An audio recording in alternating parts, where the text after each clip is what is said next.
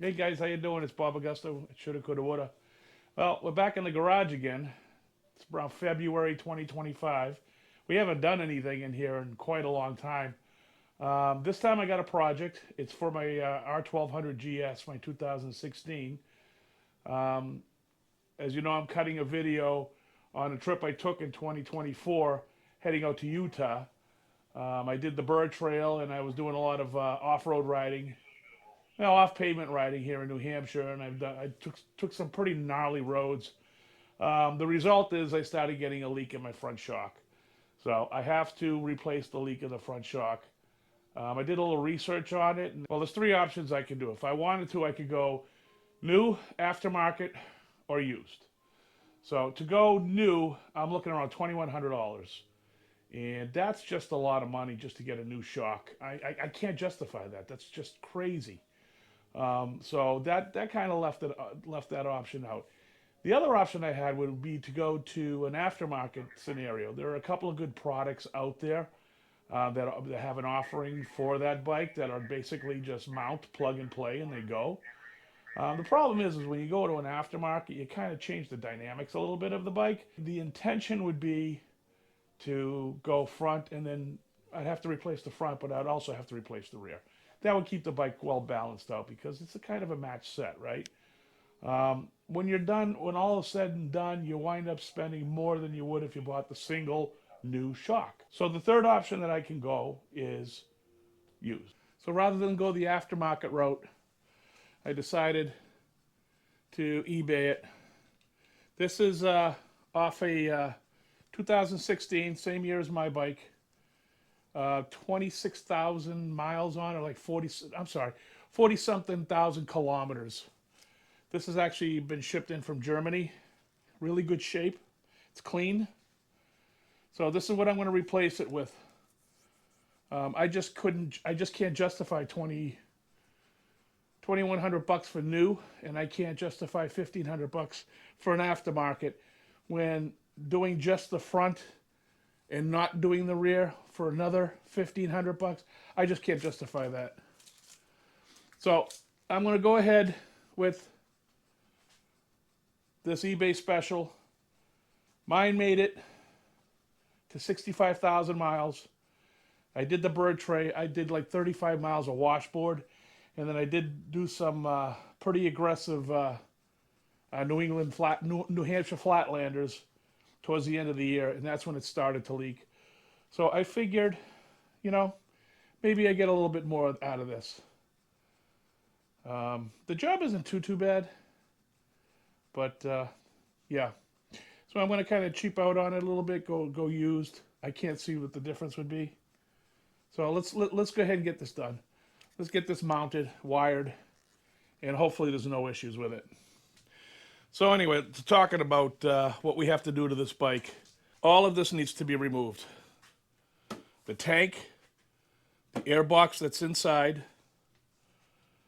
which means these clamps have to come out. There's a whole bunch of work underneath. All this plastic up front needs to come off. So the whole nose here has to come off. We need to get into the bolt that is, it's actually right up under here. It's right up under here. There's no way to get to it until you take all of that off. So much has to come off to get this done. So we need to do is get the bike down to stock. So I'm not going to document taking these pugs off. I bought these. So the lights and the guards, and then we'll actually start the project because at that point it's basically a stock motorcycle from here forward. Okay. I'm just going to hand screw these in there. I can't believe that loosened up. I think when I reassemble it, I'm going to reassemble it with some blue thread lock.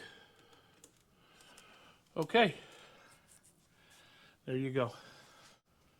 Yeah, I kind of want to apologize, guys. I'm having some difficulty trying to do mic placement and working around this heater of mine. It's a problem because it's cold. All right, so The crash bars, the light bar holder, that's all gone. I have these mock hangry bags. I'm going to remove these as well. Ooh, that's a little bit of like Utah. Still stuck in that. Simple enough, just all Velcro. I usually keep power cords and stuff in these things.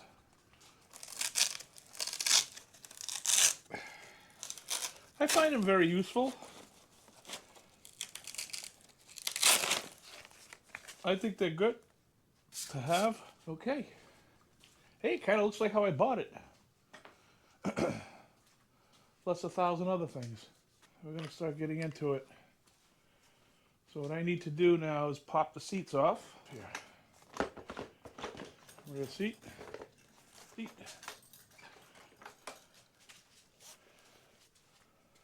Okay. What's next? Well, we got to start disassembling the tank. So this all needs to come off. Screw down here. Can you see? There's one down here. There's one down here. I'll announce the size. And then there's two here. And this centerpiece lifts out. This has been done this has been done to death on the internet. But since I got to go through it, I'm going to show it. So this is now, we have now gone into Torx. With the exception of the one. So with the exception of the one bolt in the center, these are all going to be T25s. Okay, let's get started. I don't know what kind of light it is. It's really tough working on black surfaces.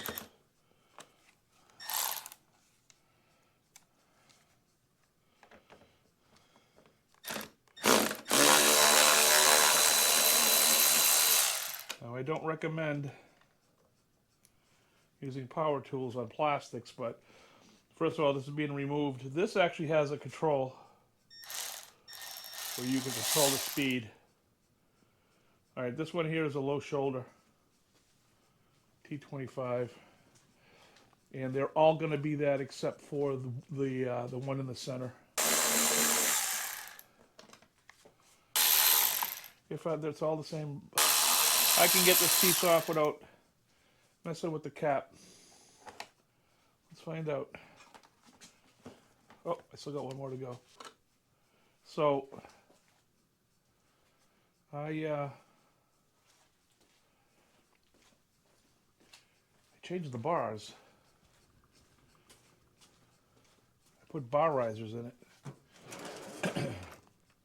And the bar risers kick it up and back. Can I get up in here without really pissing it off?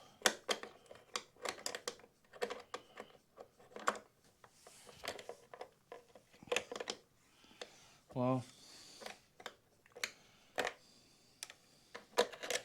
yeah, it's literally in the path of it.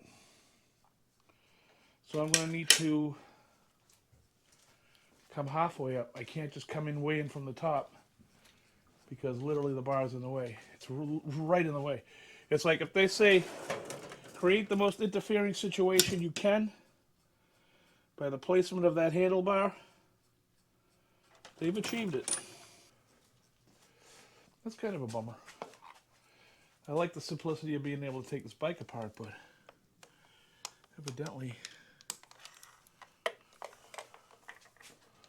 when you start modifying stuff. All right, there's your T30. I got a small extension. I'm going to try and come at it from under the bar. I kind of don't look forward to putting this back on.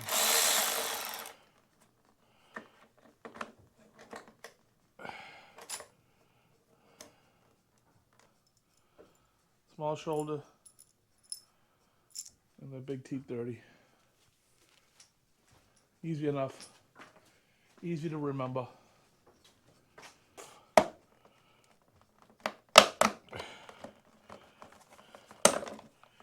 makes it.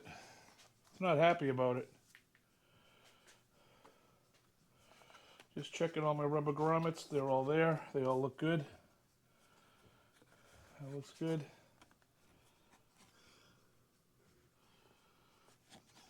Okay. Piece number 1. Peace. Definitely a lot of dirt and mud up in here. And I'm currently cutting a new video for my trip. I was making mention of my fuel economy was a little low. And then I started questioning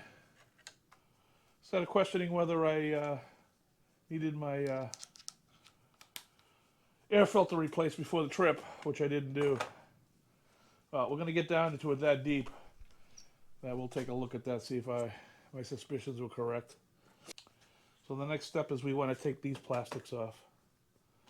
Next steps, we want to take these plastics off. So there's one here, and then this clips out.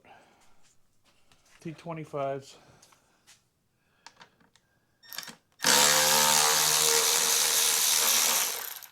Now this one goes through a couple of, goes through painted and a couple, so that's a medium shoulder because it's going through 2 pieces of plastic here.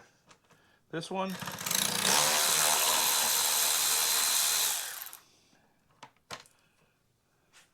again, is a medium shoulder, medium sized.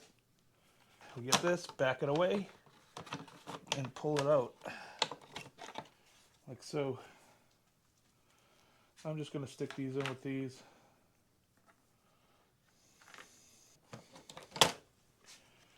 Another pair.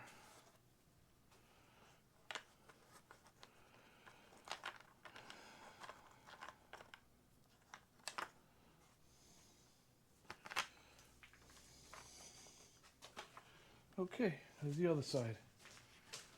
Slowly coming apart. Slow and steady wins the race. And that's on the floor. That's probably not a good idea. We're going to see how this goes. If this becomes a problem, we'll get rid of it. All right. So those plastics are removed. Now this has a slightly different thing. This is a 2016. And I think 2016 was the last year. So for the liquid cooled ones, up to 2016, this is different. Okay? It's not the same. When you get into 2017s, this all changes, and there's nuanced ways that this comes on and off. I'm going to show you the 2016 or liquid cooled up to 2016, and then if you have a newer one than that, your mileage will vary. Even there's some nuances up here in the plastics too. Like this whole assembly here is going to be a little different, but it's pretty much the same. They're just the way the plastics are shaped. So this has these fangs that hang down for radiator, to cover the radiator. And I think the other one has a different venting system in here. And the side tanks are different as far as shaping goes. So, yeah. Okay. Moving on to the next thing. I'm going to take a little break, heat up this garage. Okay, so to remove this, if you're looking back at it, this got to come out. This got to come out. Okay. In here, right there, there's a pin. You got to push that in to release it, and then that got to come out. And down inside here, there are two, and those got to come out. And that'll do it. That'll take this piece off and free up the plastics for further disassembly. So let's get started.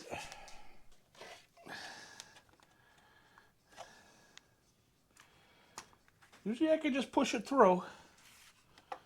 Let me see if I gotta give it a little love tap. There it goes.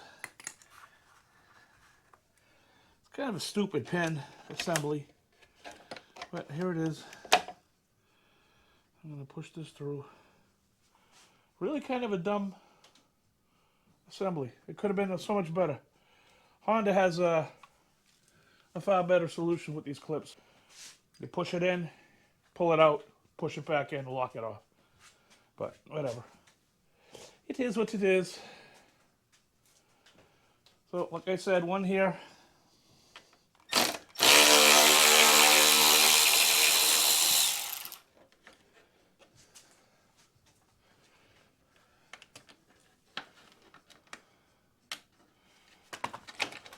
Small shoulder. I'm actually going to kind of reach in and do these while I'm down here. Small shoulder.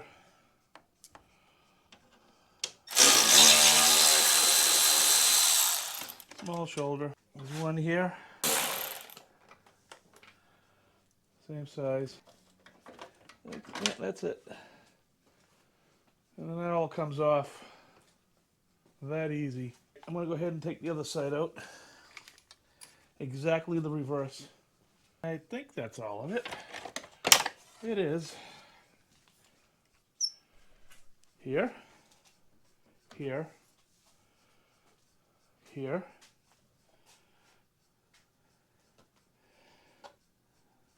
Here. One missing here, but there would be one there. That should do it.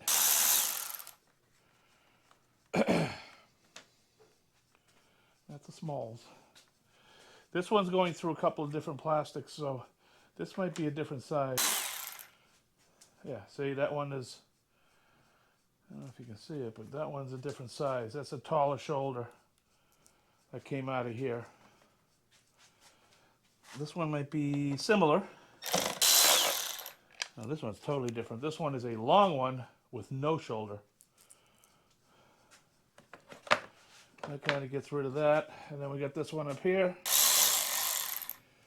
And this one is a short shoulder, and it has a nylon plastic washer. And as you can see, this thing started lifting off as I was. That's pretty simple. This is the fuel tank.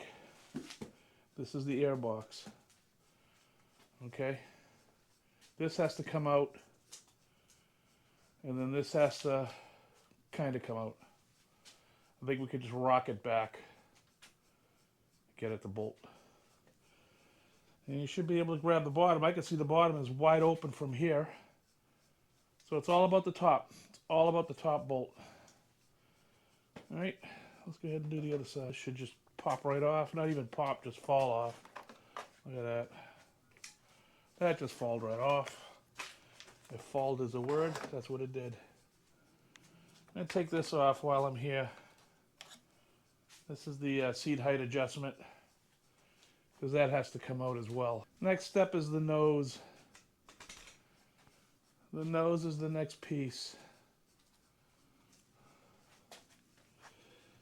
There's one here.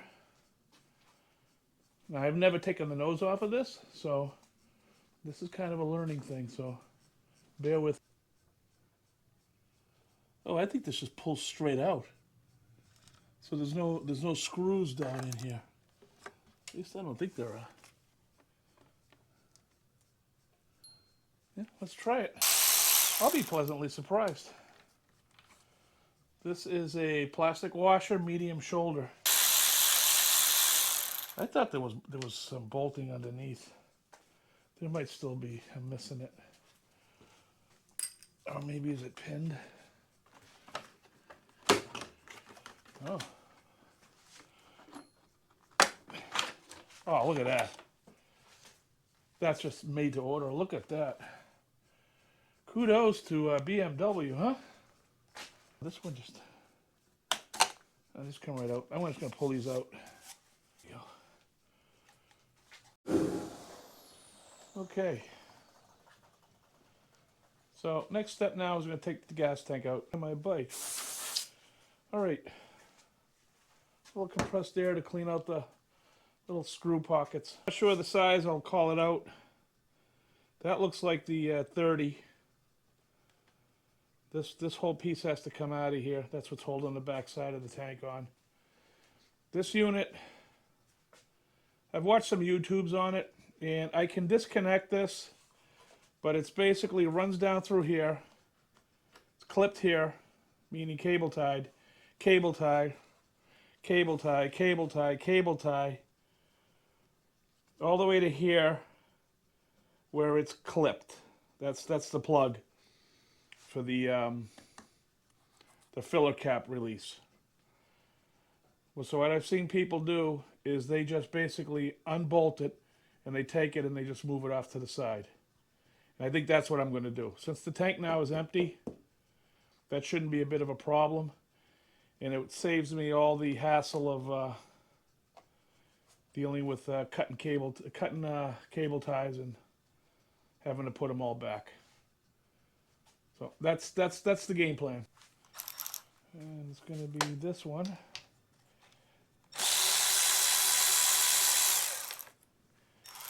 Short shoulder.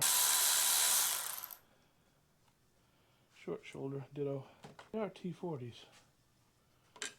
So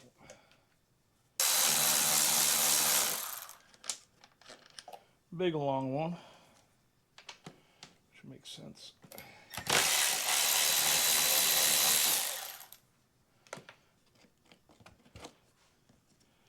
The sleeves, right, go like that, and this comes right up. Oh, there's a plug here. This cable tie. There we go. Yeah, just a holder. It's a fuse. It holds fuses. I don't even know what that is. Probably to the fuel pump, maybe? No. That's just a cover. It has 2 fuses in it. Interesting. Okay, so we'll just take this out of here. Yeah.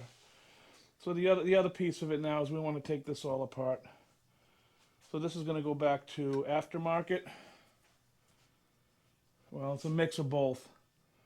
So these 2 top ones are aftermarket. So they're going to be hex.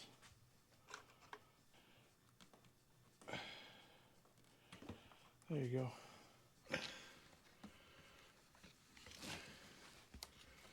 Oh, actually that's nothing. It comes right out. Okay, get this unclipped and unclips. I'm going to take this now and drop it up front here. Totally out of the way. Nice.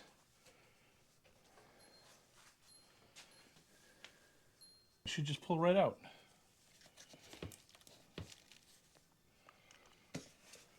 Yeah, this just pulls right out.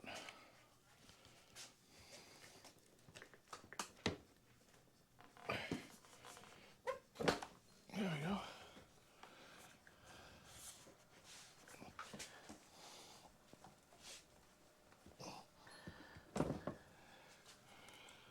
Yeah.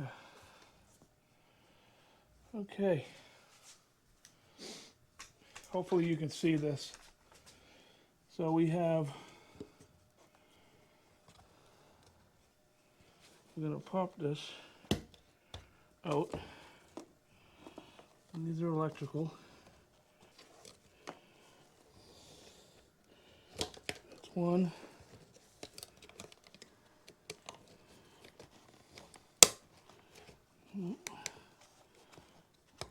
That's 2. There you go. Fuel tank is out. Nice. That's a big result. So what do we got? We just got the airbox left. Next step now is to get those damn clamps off. I am not 100% sure the best way to do it yet. Take this away. There's a screw here and a screw here as well that has to come out.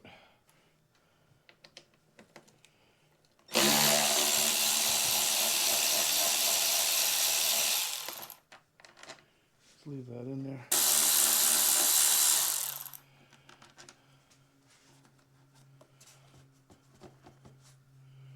All right, so I took the top band off, and it's probably not the better one to do. There's some sort of a joint from here to here that is not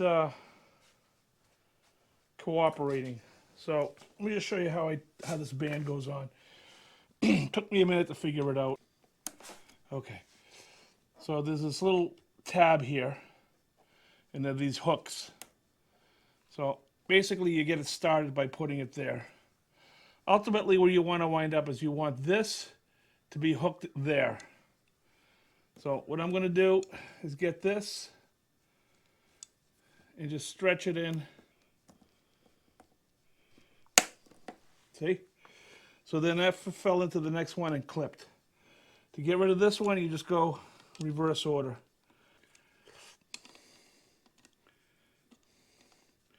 Let's grab these two, lets it go.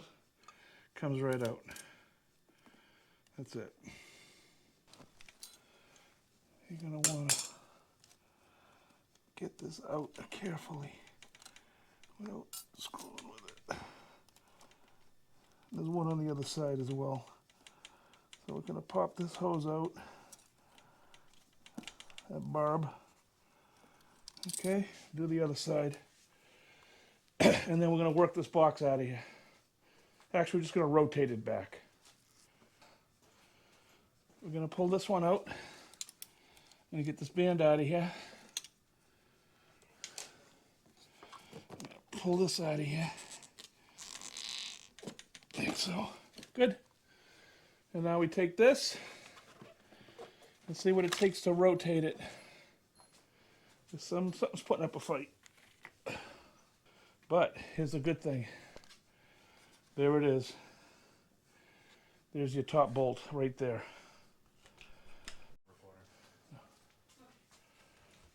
So there you go. Airbox has been pulled down. It's now revealing the top bolt. So we have this, which had to come out. The thing that was holding it in was this little reservoir that screws in right here. So once I back that out, this kind of was hanging it up. Routes in through here. Thing just falls back. So now the next step is removing this, well, unbolting it anyway. Okay, so the final component, the shock, has this electrical connection which adjusts the shock. It's running along this the frame rail here. Actually, that's not a frame rail, that's the telelever. And then it kind of curves back around, and there's the plug right there. Right behind this line. This is the plug. So, nice thing is it's not that it's cable tied, it's clipped. So we should be able just to unclip that thing out. Oh, there is one cable tie. One cable tie. Okay, well, there's always a cable tie, isn't there? I just don't know how that...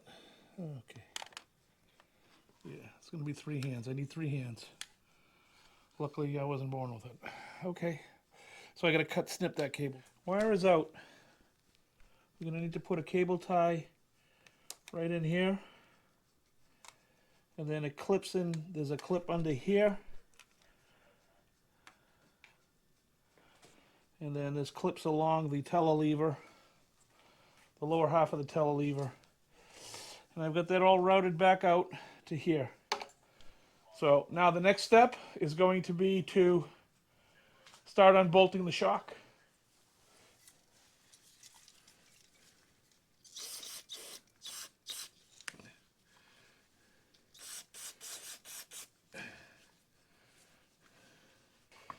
Okay, nice long extension. Try to reach out from the back here.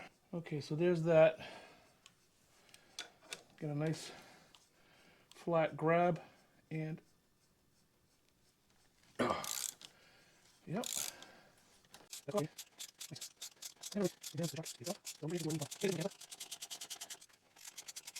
Okay. The bike kind of just relaxed a little bit. It's got Loctite, it's blue Loctite on that. Gonna have to make sure we remember to do that.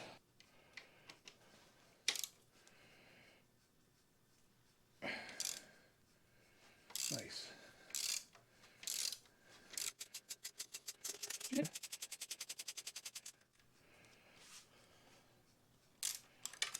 Okay, looks like it's out. I'm gonna putting a little weight in the back. And that baby just kind of fell out of place. Okay, good. Let's get some Loctite on it too, but let's see what we can do here.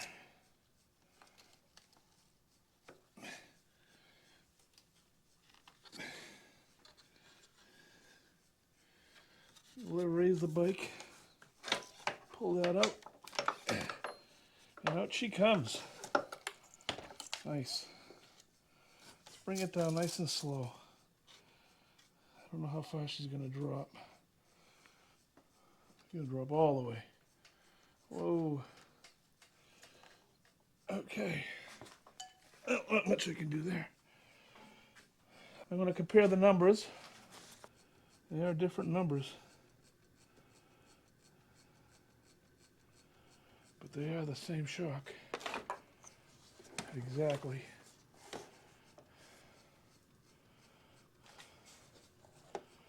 Same height, same amount of curls, even in the same orientation.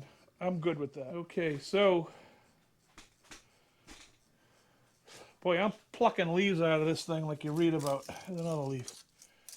All right, so when I took the shock out, she kind of dumped on me, went nose down. I just put a jack over it. So, nothing here yet. Again, wipe down in here a little bit. Put the telelever back in. You can see all the, I might clean a little bit in there too, because you can see where the oil of the shock kind of got everywhere. But that's it, it's out. It wasn't very difficult to do. It's not a terrible job. The bike is kind of made to come apart, which I really appreciate. So it's basically reverse order of everything. I took this out. It came out this way. I went up this way. And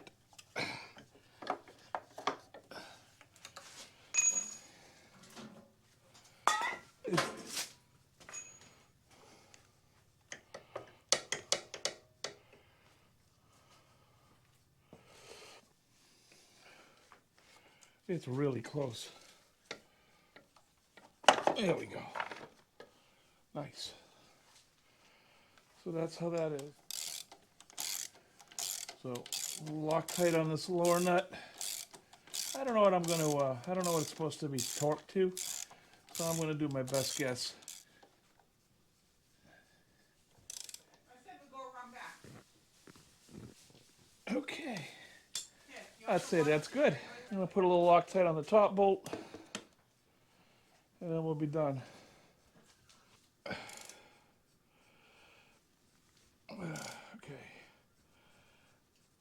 Let's say we're there. Okay. It's now mechanically attached. Beautiful. I'm going to lower this out of here. Whoa! Little pucker time there. Okay, so we get the shock mounted. I run the wire. Like I showed you before. It comes down around here. Gets put on that clip. There's another standing clip in here. And it loops around there. There's a cable tie there. And then it clips here. And it clips into this harness, this plug right here. And that's that. So mechanically and electrically, the shock is mounted. So now we're at the point where we're going to just start reversing the process. That's not the one. Okay, I'd say that's done. Let's go ahead and Put some juice to this.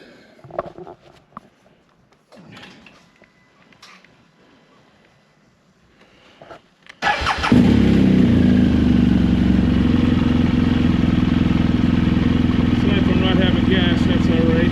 All the lights appear to be working fine. Let's test the suspension.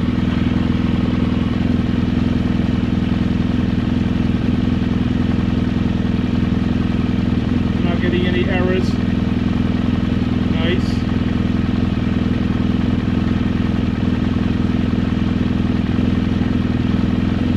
Put on luggage.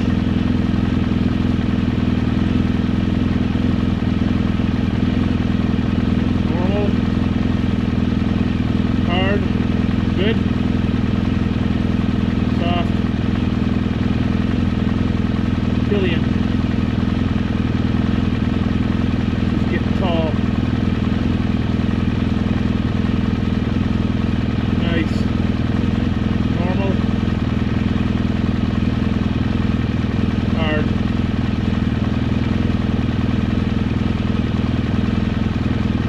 Back to one rider.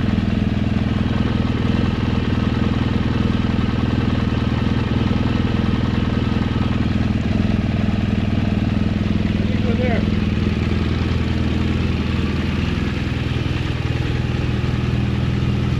We'll call this one done. No errors. So I'm assuming everything's working. Now if it doesn't leak, we're good. Alright guys, I think we did it. Take care.